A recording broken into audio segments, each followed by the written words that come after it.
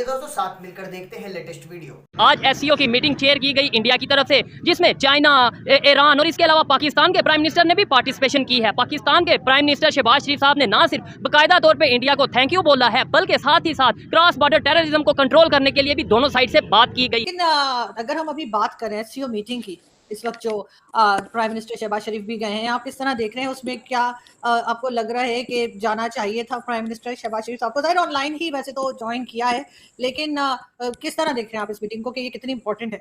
आज से कुछ टाइम पहले 90s के टाइम में इंडिया भी IMF के पास गया था, उन्होंने भी वहां से कर्जा लिया था, लेकिन 93 में उन्होंने ये खत्म कर दिया। हमारे आने वाले यानी कि दौर में जो बच्चा पैदा हो रहा है तकरीबन 35,000 रुपए का मकरूज है।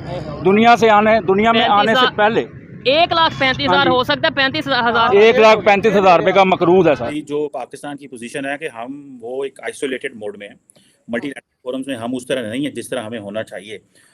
और कौन सा बड़ा ऐसा फोरम है? एक SCO है, G77 है, OIC है, और ऐसी कोई जगह नहीं है जहाँ पे हम किसी बड़े ग्रुपिंग का हिस्सा हों।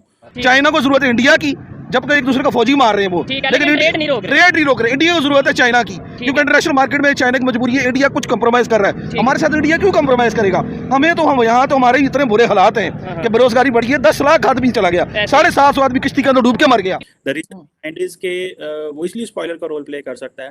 द रीजन बिहाइंड इज के इंडिया जो है वो दे डोंट बाय चाइनीज और Russian perspective on so many things.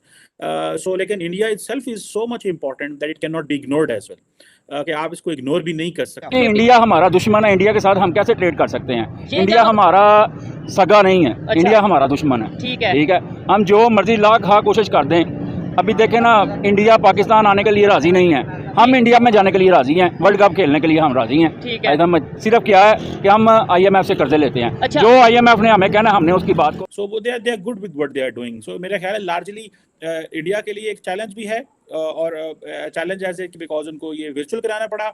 Politically diplomatically ठीक है, डिप्लोमेटिकली भी चैलेंज है क्योंकि लोग आए नहीं है, लेकिन पॉलिटिकली फायदा बाइक ली है होंडा 125, एक साल पहले मैंने ली है 192 की, 1,92,000 रुपए की। अभी इसकी जो रीसेंट कीमत है 2,26,000 रुपया है। ठीक हो गया, आई समझ 2,26,000 रुपया है। ठीक है, ये सादी है। हाँ। जो सेल्फ स्टार्ट है उसकी कीमत 260। लेकिन बीच में डॉक्टर जयशंकर जो है फॉरेन मिनिस्टर इंडिया के, चीमा साहब, उन्होंने कई स्टेटमेंट्स ऐसी दी जो पाकिस्तान में लोगों को पसंद नहीं आई। जैसे उन्होंने कहा कि ये नहीं हो सकता कि दिन में हम ट्रेड करें और रात में टेररिज्म हो। तो आपके ख्याल से पाकिस्तान को इस पे सख्ती से काम करने की जरूरत है? अगर आज आपको मौका मिले कि आप अपने बच्चे को फॉरेन किसी भी कंट्री में भेजें, तो आप भेज देंगे या ये कहेंगे नहीं पाकिस्तान में जॉब करें?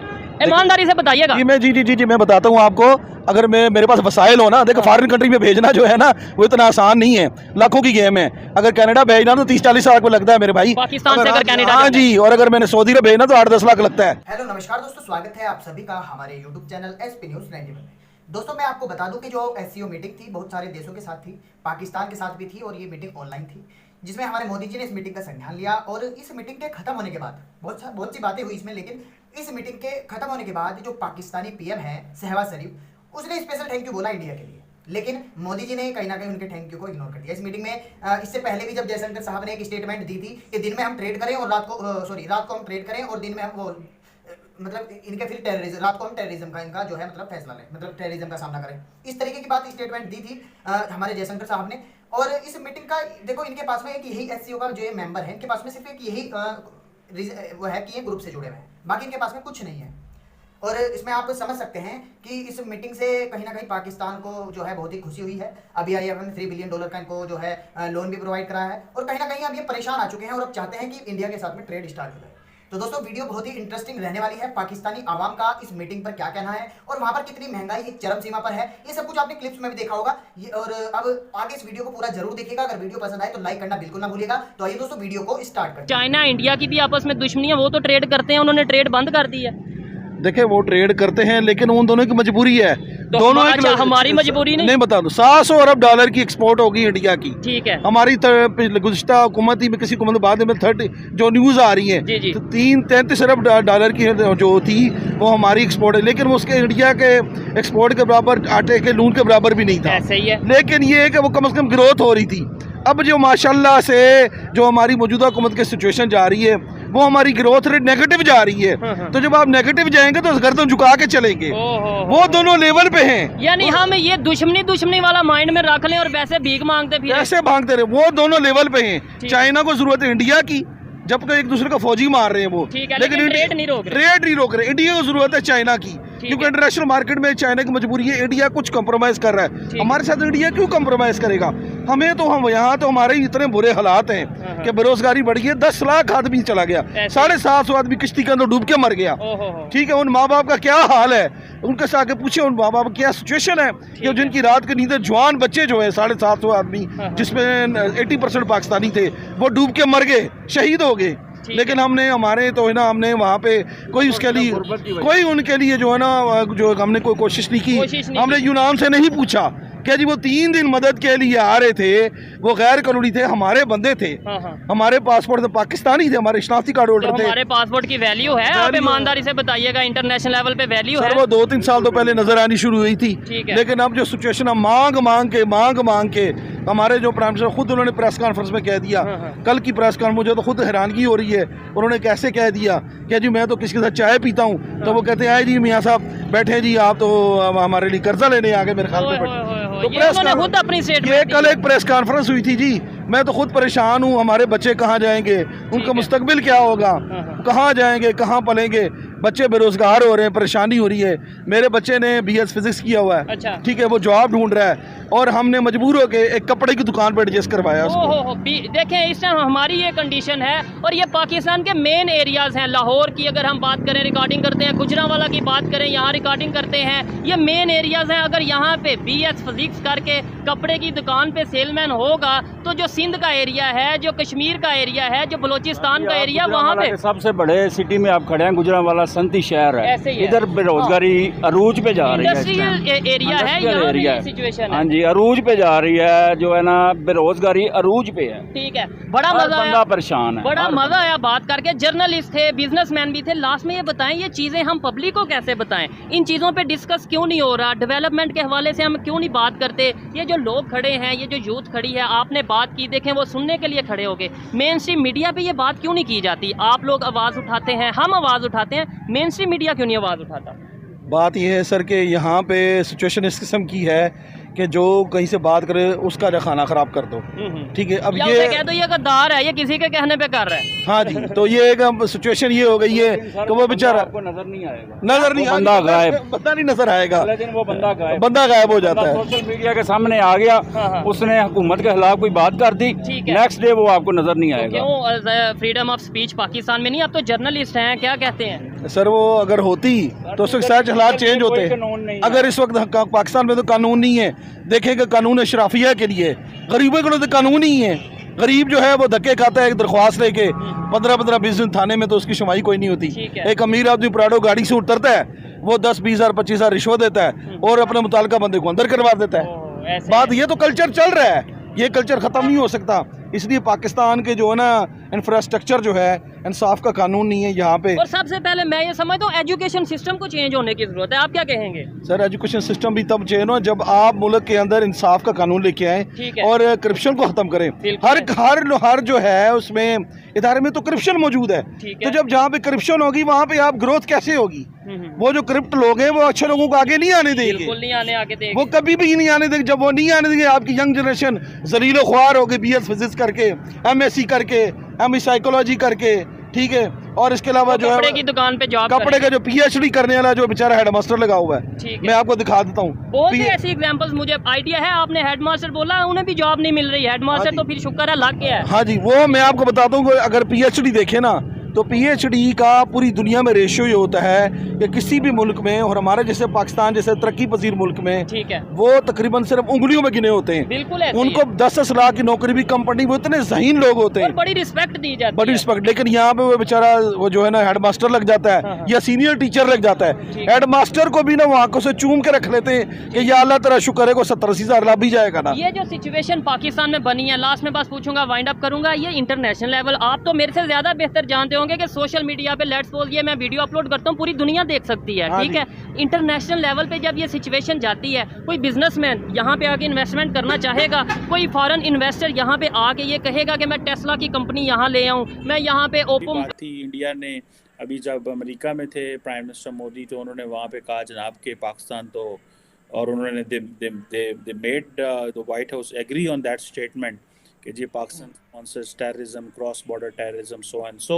इधर पे भी उन्होंने कहा जी कुछ ममालिक जो हैं वो स्पॉन्सर करते हैं। आगे से पाकिस्तान ने भी जवाब दे दिया कि आप लोगों ने क्या ये रखा हुआ है, हम तो अमेरिका को भी मिलते हैं, हम जापानीज़ को भी मिलते हैं। अभी देखें ना, बिलावल जापान गया हुआ है तो जापानीज़ प्राइम मिनिस्टर खुद मिले हैं उन्हें, एक 1-on-1 मीटिंग उनसे इन्होंने की है। हालांकि अगर वो ना भी मिलते prime minister foreign minister Bilawal से तो क्या था, बिकॉज उनके काउंटर पार्ट तो उनको मिल चुके थे और उनको साथ बिठाया आपने, उसको एज ए डेलीगेशन के तौर पे भी मिल सकते थे, लेकिन उनको साथ बिठाया, बात की। तो पाकिस्तान ये कहता है कि ये इंडिया का एक सेल्फ स्टाइल्ड किस्म का पाकिस्तान के ऊपर ऑन डिप्लोमेटिक ऑन स्लॉट है जो ये चलता रहता है, और इंडिया जो है वो अपनी पाकिस्तान में कार्रवाइयों में शामिल है, इंडिया कह रहा है पाकिस्तान शामिल है। तो ये एक बस वो चल रहा है, सो बायलैटरली भी रहा है लेकिन मल्टीलैटरली इसमें मुझे ऐसे लग रहा है कि एससीओ से कोई इतनी लंबी चौड़ी उम्मीदें नहीं होनी चाहिए। उसकी वजह यह है कि there many analyst and there many people who believe कि इंडिया जो है वो एज ए स्पॉइलर का रोल भी प्ले कर सकता है इसमें। द रीजन बिहाइंड इज के वो इसलिए स्पॉइलर का रोल प्ले कर सकता है, द रीज़न बिहाइंड इज के इंडिया जो है वो दे डोंट बाय चाइनीज़ और Russian perspective on so many things. So लेकिन India itself is so much important that it can not be ignored as well, कि आप इसको इग्नोर भी नहीं कर सकते, because Chinese part bilateral trade भी अच्छी है, रशिया का भी मेन पार्टनर है, और रशिया चाइना जो है इंडिया इसका एडवांटेज भी लेता है एससीओ का, to show it to the west के देखो हम G7 में भी इनवाइट किए जाते हैं अभी, और हम वेस्टर्न ग्रुपिंग्स में भी हैं और हम इस ग्रुप में भी मौजूद हैं। So this is a win win situation for prime minister Modi, and particularly the elections are coming next year. तो जो वज़ीर-ए-आज़म मोदी दिखाना चाहते हैं अपनी आवाम को और अपने लोगों को कि भाई मैं तो इस वक्त ग्लोबल लीडर हूँ, क्योंकि मैं तो G20 को भी हेड कर रहा हूँ, एससीओ को भी हेड कर रहा हूँ, इंटरनेशनली पूरी दुनिया में बुलाया जा रहा है। जिस तरह बाइडन ने हमें आके जो है वो इतने जो स्टेट गेस्ट बने एंड ऑल दैट, फिर इजिप्ट में इतना कुछ हुआ।